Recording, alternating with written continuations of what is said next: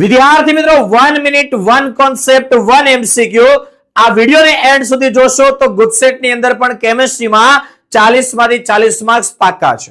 વિદ્યાર્થીઓ તમારા માટે લઈને હું આવી ચૂક્યો છું કેમિસ્ટ્રીનો એક એમસીક્યુ કંઈક એવો છે નીચેનામાંથી કયા જલીય દ્રાવણનું ઉત્કલન બિંદુ સૌથી વધારે છે?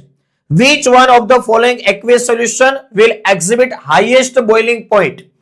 તો તમારે અહીંયા એક કોન્સેપ્ટ યાદ રાખવાનો છે કે સંખ્યાત્મક ગુણધર્મ 4 જે છે એમાંથી બા અને ઠા બાઠા યાદ રાખો. બાષ્પ દબાણમાં થતો સાપેક્ષ ઘટાડો અને ઠાર બિંદુ અવનયન જે છે એ નંબર ઓફ આયનોની સંખ્યાના વ્યસ્ત પ્રમાણમાં છે. અને બાકીના બે જે સંખ્યાત્મક ગુણધર્મ વધ્યા કયા કયા? ઉત્કલન બિંદુ ઉન્નયન અને અભિસરણ દબાણ એ આયનોની સંખ્યાના સમપ્રમાણમાં છે.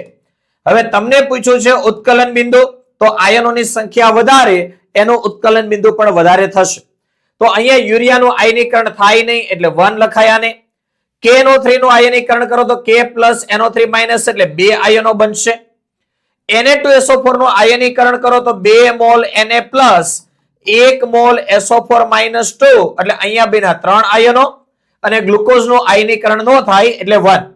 તો સૌથી વધારે આયનોની સંખ્યા ક્યાં આવી? ઓપ્શન સી માં. તો આપણો આન્સર પણ આન્સર આવશે ઓપ્શન નંબર સી.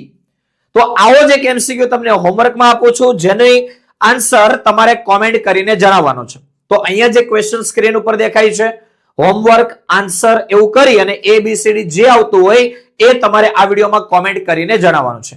આવી જ રીતે કેમિસ્ટ્રીના દરેક કોન્સેપ્ટને ક્લિયર કરવા માટે આપણી YouTube channel chemistry by Nimesh સરને લાઈક શેર એન્ડ સબસ્ક્રાઇબ કરી તમારા મિત્રો સુધી પણ આ વિડીયોની લિંકને શેર કરો.